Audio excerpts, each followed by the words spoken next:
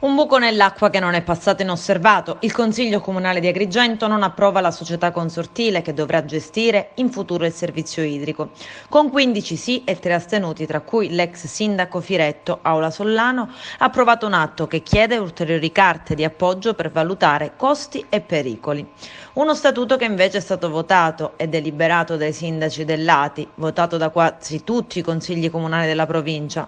Ma non è un mistero che l'attuale amministrazione fin da subito si sia manifestata abbastanza titubante rispetto all'idea della società consortile, sostenendo che appunto la SPA pubblica sarebbe stata più sicura per gli enti, più semplice da gestire e avrebbe comunque garantito la pubblicità del servizio idrico. Una posizione che per strane convergenze tra il passato e il futuro è di fatto la medesima dell'amministrazione Firetto, che però votò positivamente in assemblea dei sindaci questa bozza di statuto.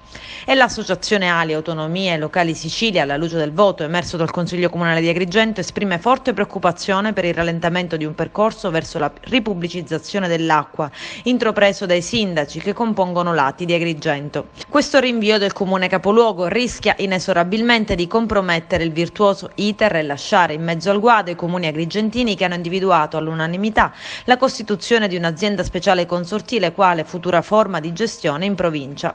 L'associazione Enti Locali, con in testa il sindaco di Santo Stefano Quisquina Francesco Cacciatore, auspica che venga accelerato questo percorso nell'iter Regione Sicilia al fine di poter attingere alle risorse finanziarie del Recovery Fund attraverso un piano di investimenti destinato all'efficientamento, all'implementazione del sistema idrico integrato e risolvere così gli annosi problemi strutturali che la nostra regione si porta dietro da diversi anni.